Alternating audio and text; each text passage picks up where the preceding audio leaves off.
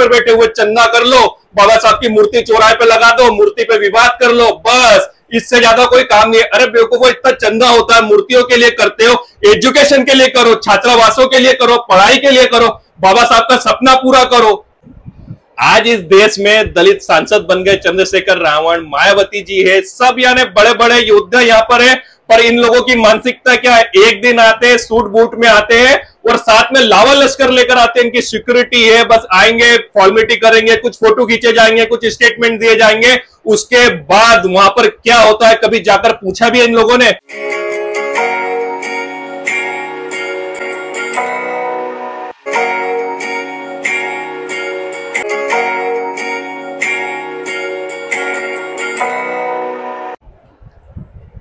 दोस्तों अभी अभी हमने देखा कि टिहरी के अंदर एक आदिवासी छात्रावास है और वहां पर हम देखते हैं कि एक संध्या यादव करके टीचर है, वहां की वार्डन है, और वो वहां की छात्राओं को खाना भी अलग थाली में दे रही है और ये बोल रही है कि तुम लोग दलित हो और हम लोग यादव है और तुम लोगों को अलग थाली में खाना दिया जाएगा, अलग सोने की जगह दी जा रही है। ये मानसिकता के खिलाफ मैं बोलना चाहता हूं, इस देश को हमको जागरूक होना पड़ेगा। और अब हमें ये टीचर और जितने भी टीचर या वार्डन ये बनकर बैठे हुए हैं, मैं इनसे पूछना चाहता हूं, जब तुमको सैलरी बढ़ाना होती है तब तो तुम धरने पे जाकर बैठ जाती हो, सब इकट्ठी हो के बैठ जाती हो, महीनों तक धूप प्यास में बैठी रहती हो। जब तुमको प्रमोशन चाहिए रहता है तब तो तुम बैठ जाती हो। तुमने कभी सोचा वो प्रमोशन और सैलरी किसकी जेब में से जा रहा है? वो क्या किसी का कहीं से आ रहा है? वो हम लोगों की जेब में से पैसा जा रहा है। उसके लिए तुम महीनों तक आंदोलन करते हो, चिल्ला चोट करते हो, रोना धोना करते हो, यहां तक कि दुआई देते हो बच्चों की पढ़ाई की, बच्चों के घर की। और जब बात एजुकेशन की आती है तो तुम पीछे हट जाते हो। कभी तुमने इस बात के लिए कभी बैठा है कोई टीचर कि बच्चों को अच्छी एजुकेशन की लड़ाई, कोई अच्छी पद्धति की लड़ाई, उनको उलझा के रखा हुआ है। और ये जो जात पात की है, जो ऐसी मानसिकता लेकर आ रहे हैं, इन सब लोगों से मैं बोलना चाहता हूं, देश से मैं आग्रह करना चाहता हूं, इस शिक्षा मंत्री से आग्रह करना चाहता हूं कि यहां से जहां पर भी 70% दलित या आदिवासी बच्चे हैं, वहां पर सवर्णों को नौकरी दी नहीं जाए, वहां पर दलित को ही टीचर बनाया जाए। और उसमें भी दलित को टीचर बनाने में टीचरों में कंपटीशन इतना ज्यादा कर दिया जाए, अगर वो रिजल्ट नहीं दे पा रहे, अगर उनके स्कूल से बच्चे नहीं पास हो पा रहे या नहीं निकल पा रहे, तो उनको भी बाहर करा जाए। ये एक एग्जाम की तरह होना चाहिए टीचर को, जो हर साल देना होगी। जैसे बच्चे एग्जाम देते हैं, 5वीं पास करेंगे, 6ठी में जाएंगे, 6ठी पास करेंगे, 7वीं में जाएंगे, तो टीचरों की भी हर साल एग्जाम होना चाहिए कि भैया तुमने 100 बच्चों की क्लास ली थी, उसमें से कितने पास और कितने फेल हुए। अगर 70 बच्चे 80 बच्चे पास हो जाते तो वो टीचर पास है। अगर उसमें से एक बच्चा भी कम होता है और 29 बच्चे भी फेल होते हैं तो टीचर को सबसे पहले बाहर करना चाहिए, क्योंकि वो लायक ही नहीं है पढ़ाने के। क्योंकि हमें चाहिए बेस्ट। इस देश को अगर हमें विश्व गुरु बनाना है और इस देश को सुपर पावर बनाना है, तो वो ढील पोल से नहीं बनेगा, वो स्ट्रिक्टता से बनेगा, वो बनेगा एजुकेशन से, वो बनेगा बेस्ट से। बेस्ट के लिए कंपटीशन होना चाहिए, बेस्ट के लिए बेस्ट को हमको मौका देना पड़ेगा। आज इस देश में दलित सांसद बन गए चंद्रशेखर रावण, मायावती जी है, सब यानी बड़े बड़े योद्धा यहाँ पर है। पर इन लोगों की मानसिकता क्या है, एक दिन आते हैं, सूट बूट में आते हैं और साथ में लावा लश्कर लेकर आते हैं, इनकी सिक्योरिटी है, बस आएंगे, फॉर्मेलिटी करेंगे, कुछ फोटो खींचे जाएंगे, कुछ स्टेटमेंट दिए जाएंगे, उसके बाद वहां पर क्या होता है कभी जाकर पूछा भी है इन लोगों ने? चंद्रशेखर रावण से पूछना चाहता हूं, तुम सांसद बन गए ये दलित और उसके ऊपर, पर कभी जाकर हर घटना पे तुम लोग पहुंच जाते हो, पूरे देश में ऐसे घूम रहे हो जैसे मोदी यहाँ का प्रधानमंत्री बने थे तो मोदी ने पूरे 200 देशों के भ्रमण करने पे निकल गए। ऐसा लगा जैसे पूरी पृथ्वी को घूमने का ठेका ले लिया उनने, पूरी पृथ्वी का एक राउंड लगाकर मोदी जी आकर बैठ गए। और हम देखते हैं कि परिणाम क्या हुआ था। जब पाकिस्तान से हमारा युद्ध होता है, कोई भी देश हमारा साथ देने को तैयार नहीं होता है, तो उनका घूमना क्या व्यर्थ गया, ये हम लोगों ने अपनी आंखों से देखा है। वैसे चंद्रशेखर रावण पूरे भारत में, मध्य प्रदेश कुछ होगा वहां पहुंच जाओ, बिहार कुछ होगा वहां पहुंच जाओ, उनके मीडिया कर्मी पहुंच जाएंगे, 50-100 जने पहुंच जाएंगे, चिल्ला चोट धामा धूमी जो होगा होगा। पर अगले दिन क्या होता है कभी जानकारी ली है उनने? तो मैं चंद्रशेखर रावण, मायावती और जितने हमारे सामाजिक संगठन है जो फोटो खिंचाने आते हैं और उस घटना से फोटो खिंचा के चले जाते हैं, इन बेवकूफों को मैं बोलना चाहता हूं कि पहले समझो बात को, या तो कोई लड़ाई हाथ में लो तो उसको पूरा एंड तक पहुंचाओ, क्योंकि ये सिर्फ एक छात्रावास, एक हॉस्टल, एक शहर या एक जिला, एक प्रदेश की लड़ाई नहीं है, ये पूरे देश की है। और ये मानसिकता और ये विचारधारा की लड़ाई है, ये हमें समझना होगा।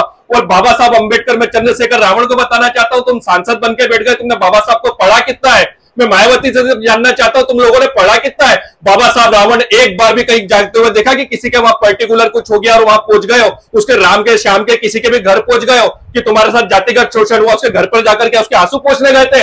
बाबा साहब उस कारण की जड़ पे गए थे कि राम श्याम इनकी आंखों में आंसू क्यों आ रहे, क्यों इनके साथ हो रहा है? बाबा साहब ने बोला ये जातिगत के कारण हो रहा है और मेरा इनके घर पर जाकर ये नोटंकी करने से इनके आंसू नहीं पूछेंगे, क्योंकि मैं इनके आंसू पोंछ लूंगा। दूसरे के आंसू कौन पूछेगा? दूसरे गांव में कौन जाएगा? दूसरे जिले में कौन जाएगा? दूसरे प्रदेश में कौन जाएगा? क्योंकि जातिगत हिंसा और घटना और शोषण तो हर मिनट होता जा रहा है। तो बाबा साहब अंबेडकर संसद गए और संसद में पेन उठाया और पेन उठा के वो इतिहास लिख दिया संविधान के नाम पर। और वो भले हम हिंदू एक्ट की बात करें, हिंदू कोड बिल की बात करें, कई ऐसे बिलों की बात करें जिससे राम को फायदा नहीं हुआ, श्याम को भी हुआ, पूरे देश को फायदा हुआ, जिससे बाबा साहब को किसी के घर जाकर रोना नहीं पड़ा, किसी के घर जाकर नोटंकियां नहीं करने पड़ी, फोटो नहीं खिंचाने पड़े। उनने एक ही कलम से पूरे भारत देश का संविधान और पूरे भारत देश के भाग्य विधाता बन गए।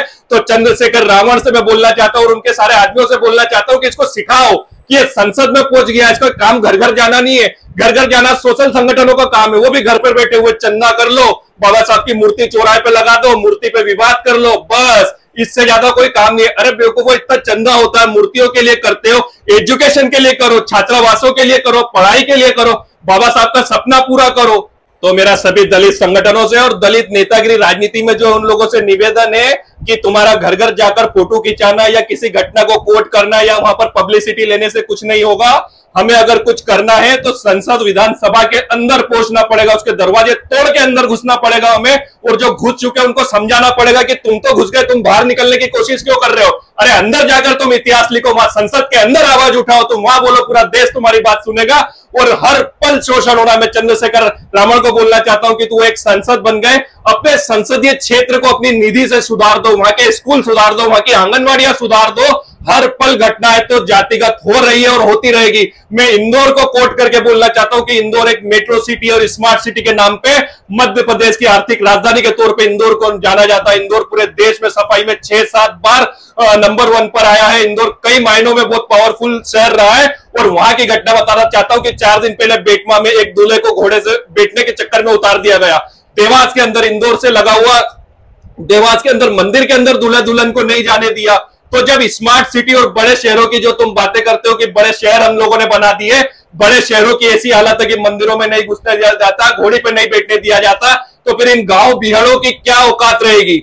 और यहां पर जा जाके हम रोक नहीं सकते। हम सिर्फ नरेंद्र मोदी की तरह घुमंतु बन जाएंगे और एंड जब होगा तो एंड में ना इनके लिए तुम कुछ कर पाओगे, ना हमारे लिए कर पाओगे, ना खुद के लिए कर पाओगे। तो मेरा सभी से निवेदन है कि चंद्रशेखर रावण को भी समझाए, मायावती जी को भी समझाए और जितने विधायक और जितने सांसद SC ST के उन लोगों को समझाया जाए कि फोटोबाजी की राजनीति खत्म कर दो। और संगठनों को समझाना चाहता हूं मैं कि मूर्ति ये सब विवाद खत्म कर कुछ एक्चुअल में कुछ ऐसा काम करा जाए और इनके लिए और हमें एजुकेशन की आवाज उठानी है और सब एक आ जाए।